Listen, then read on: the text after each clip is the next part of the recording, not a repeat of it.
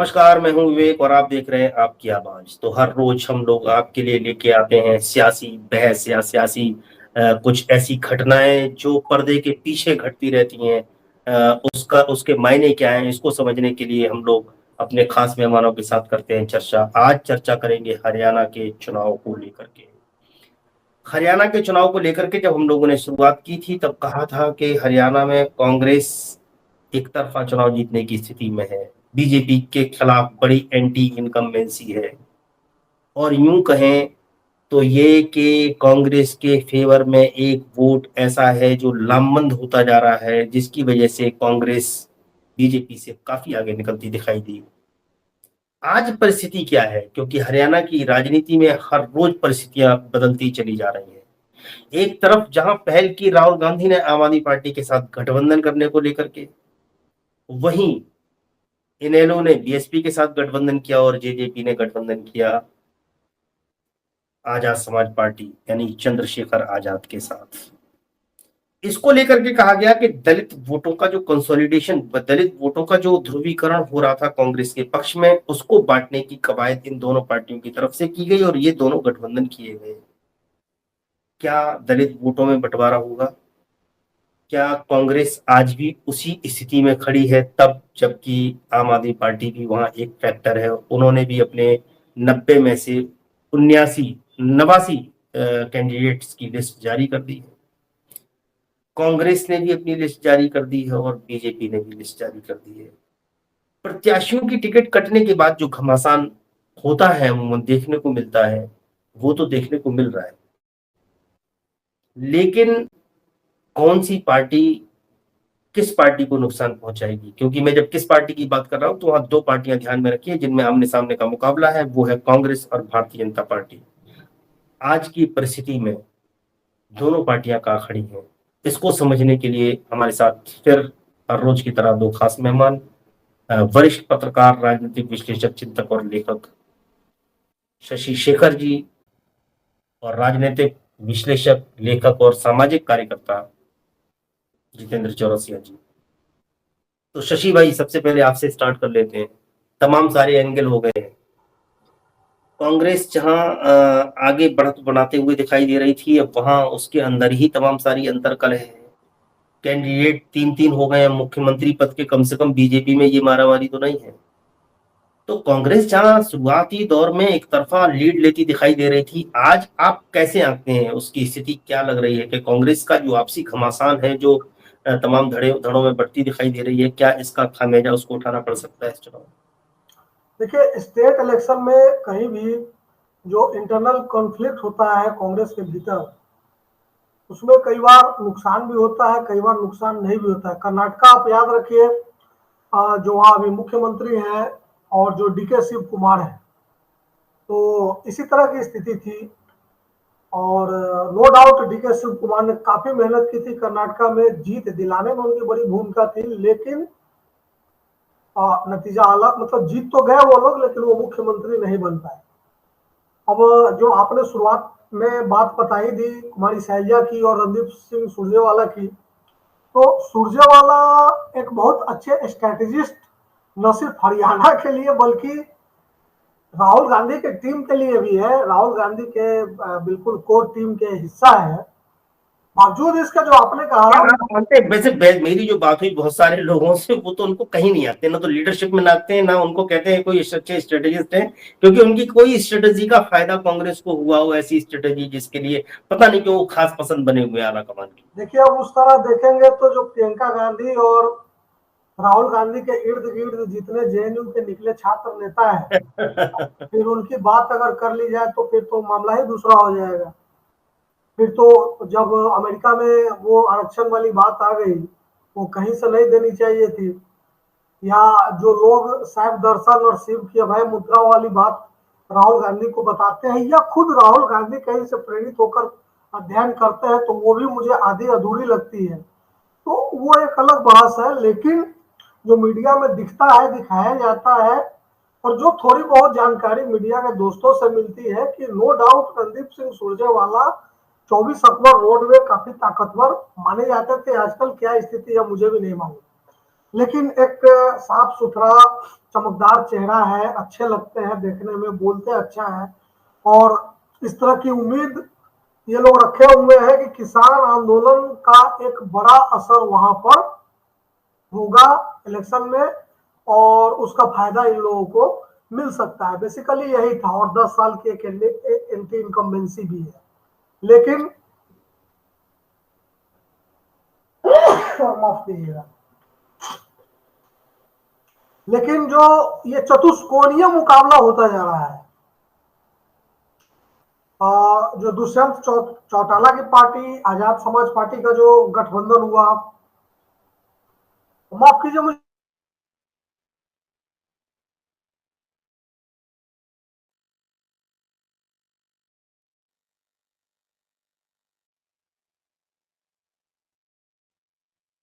रजनीश, इसकी टाइमिंग देख लो, यहाँ से काट देना उतना,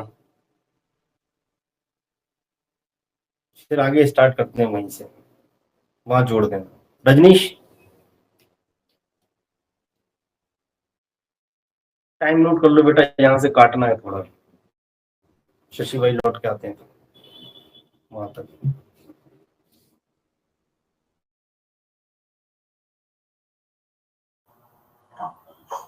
सॉरी, अरे ये थोड़ा थोड़ा तो मैं समझ गया।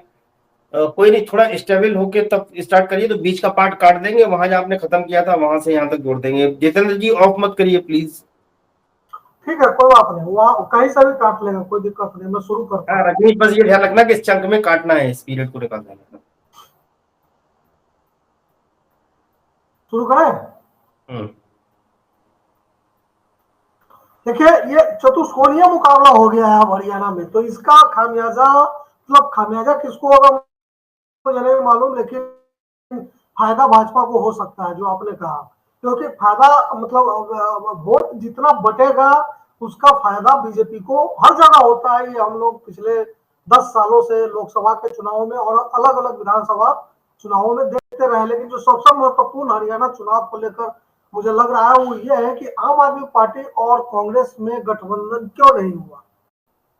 जब आप इंडिया अलायंस की बात करते हैं और अमेरिका तक में जाकर राहुल गांधी इस वक्त भी इस बात की तारीफ या क्रेडिट लेने की कोशिश कर रहे हैं कि हम फिर से एक गठबंधन को चला रहे हैं और हम गठबंधन में रह रहे हैं, और गठबंधन ने एनडीए को मतलब उसकी हैसियत बता दी है। जब इतना बड़ा क्रेडिट आप ले रहे हैं तो ऐसी क्या बात होगी कि आपके साथ आम आदमी पार्टी के साथ गठबंधन नहीं हुआ, जबकि दिल्ली के काफी नजदीक है, अरविंद केजरीवाल का वो गृह राज्य है, और आप लोग काफी मतलब आपके जो लोग हैं वो काफी सक्रिय के दिल्ली के और पंजाब के बीच में बहुत सारा एरिया है जो पंजाब के गवर्नमेंट मॉडल को, दिल्ली के मॉडल को लोग वहाँ तारीफ करते हैं, इसमें कोई शक नहीं है, तो इससे इनकार नहीं। तो वो कौन कौन लोग हैं जो ये गठबंधन नहीं होने देना चाहते? वो आम आदमी पार्टी के लोग जिम्मेवार हैं, कांग्रेस के राहुल गांधी जिम्मेवार है, या कांग्रेस के अन्य नेता जिम्मेवार है? लेकिन जो भी जिम्मेवार हो, देखिए इसको अगर संक्षेप में खत्म करें बात को, मैं अगर करूं तो अगर कांग्रेस हारती है, भाजपा वहां जीतती है, तो इसकी जिम्मेवार जो है वो मैं दोनों दलों के नेताओं को मानूंगा, आम आदमी पार्टी के नेताओं को भी और कांग्रेस को भी। छोटे लोग मतलब जो स्टेट लेवल के, स्टेट यूनिट के लीडर्स हैं, मैं ये नहीं मान सकता कि राहुल गांधी या कांग्रेस के अध्यक्ष जो मल्लिकार्जुन खड़गे हैं, उन्होंने अगर कोई फैसला कर लिया तो स्टेट यूनिट को इतनी ताकत है कि वो उस फैसले की अनदेखी कर दे। तो आखिर ऐसा क्या हुआ जब आप बार बार ये बात कह रहे हैं कि हमको बीजेपी को हराना है, इंडिया अलायंस को मजबूत करना है, तो ऐसा क्या हुआ? तो ये समीक्षा मुझे लगता है कि बाद में होगी, और मैं सीधा दोषारोपण इसके लिए इन्हीं दो मुख्य पार्टियों पर करूंगा। हम लोग भी इसका इसका आकलन करेंगे, हम लोग भी इसकी समीक्षा करेंगे। तो सबसे बड़ी चीज एक ये है कि आम आदमी पार्टी की जो जानकारी है उसके हिसाब से कोई बहुत बड़ी डिमांड भी नहीं थी।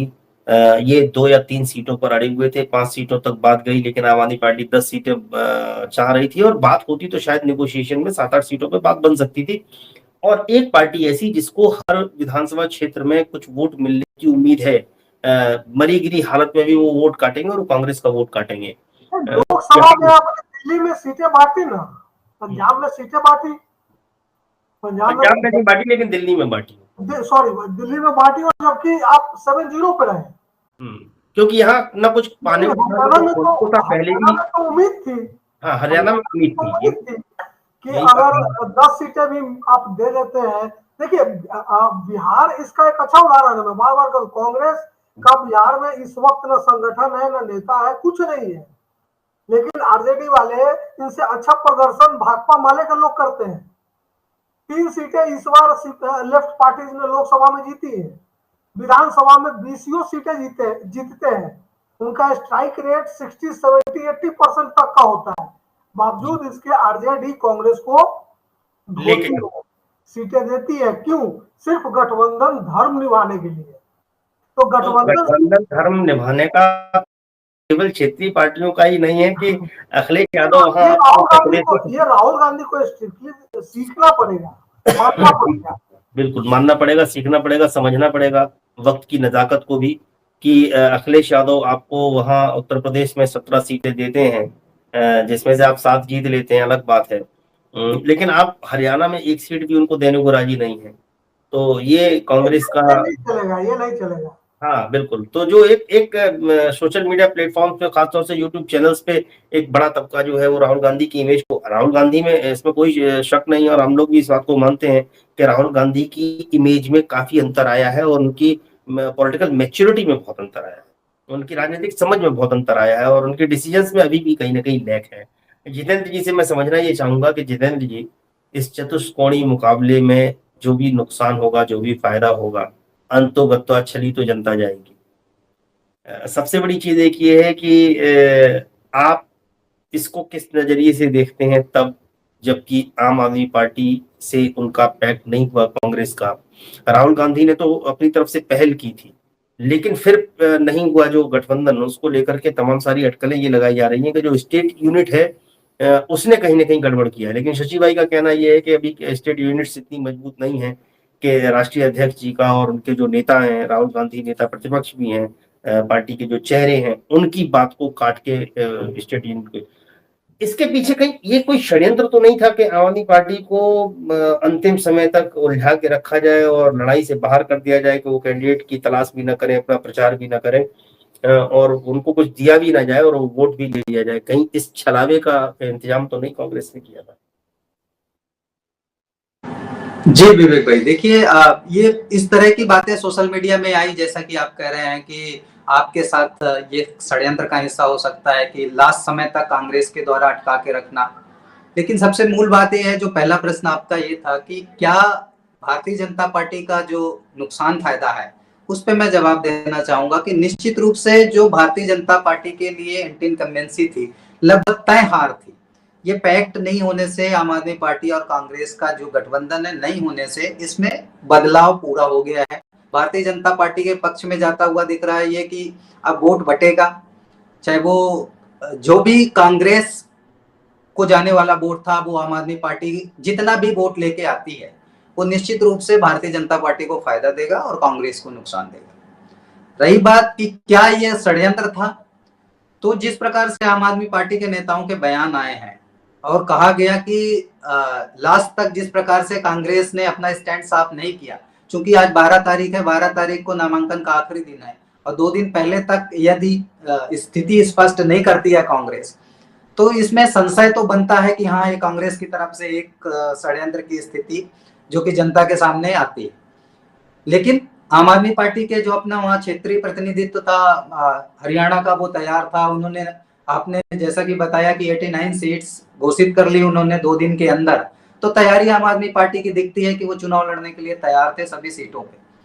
शशि भाई अभी बात कर रहे थे, दिल्ली में पैक्ट हुआ था, गठबंधन हुआ था, हरियाणा में भी गठबंधन हुआ था लोकसभा में। एक कुरुक्षेत्र की सीट आम आदमी पार्टी ने लोकसभा में लड़ी थी, सुशील जी वहां से चुनाव लड़े थे, सुशील गुप्ता जी, और अच्छा खासा परफॉर्मेंस रहा, वहां अच्छा वोट परसेंटेज आया, आम आदमी पार्टी ने बेहतरीन परफॉर्मेंस की। इसके बावजूद वहां पे गठबंधन विधानसभा चुनाव में ना होना निश्चित रूप से एक, देखिए कि कुरुक्षेत्र के उस लोकसभा क्षेत्र में 4 सीटों पे आम आदमी पार्टी ने बीजेपी से लीड ली थी।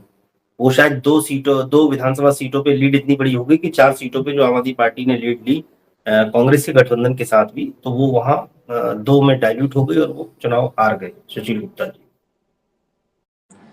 जी, तो यदि आप लोकसभा चुनाव में एक बेहतरीन परफॉर्मेंस करती हुई पार्टी के साथ विधानसभा चुनाव में गठबंधन नहीं करते हैं और आप कह रहे हैं कि आप भाजपा को रोकने आए हैं, भाजपा को रोकना चाहते हैं क्योंकि वो संविधान विरोधी है, वो जनहित विरोधी पार्टी है, और फिर आप पैक गठबंधन नहीं करते हो विधानसभा चुनाव में, तो निश्चित रूप से ये 2 तरह की बातें हो जाती हैं और इसका नुकसान निश्चित रूप से दोनों दलों को उठाना पड़ सकता है।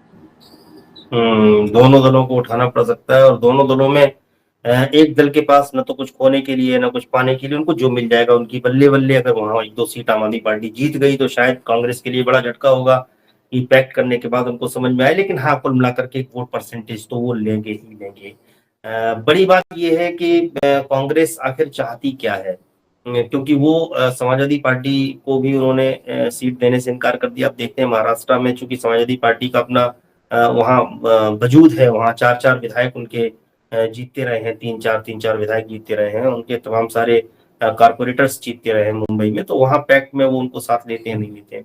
लेकिन एक बात अक्सर चलती है, हर किसी की तरफ से चलती है, और खासतौर से बहन मायावती को लेकर के और MIM के जो अध्यक्ष हैं ओवैसी जी को लेकर के, कि वो वोट कटवा है, वो वोट काटने जाते हैं, उनका अंदरूनी पैक्ट है। हो सकता है इसमें सच्चाई हो, लेकिन लोकतांत्रिक रूप से मैं इसको बिल्कुल ठीक नहीं मानता हूं, क्योंकि वोट चुनाव लड़ना और अपनी पार्टी का विस्तार करना हर किसी का अधिकार है। आप बीजेपी का भय दिखा करके आम आदमी पार्टी को अगर हरियाणा में चुनाव लड़ने से रोकते हैं, तो ये बिल्कुल ठीक नहीं है कि आप चुनाव न लड़ें, क्योंकि बीजेपी जीत जाएगी और हम भी आपको कुछ देंगे नहीं। या आप समाजवादी पार्टी को दरकिनार करते हैं, जबकि वो अपने जहां बाहुल्य है उनका, वहां आपको वो अपना रिप्रेजेंटेटिव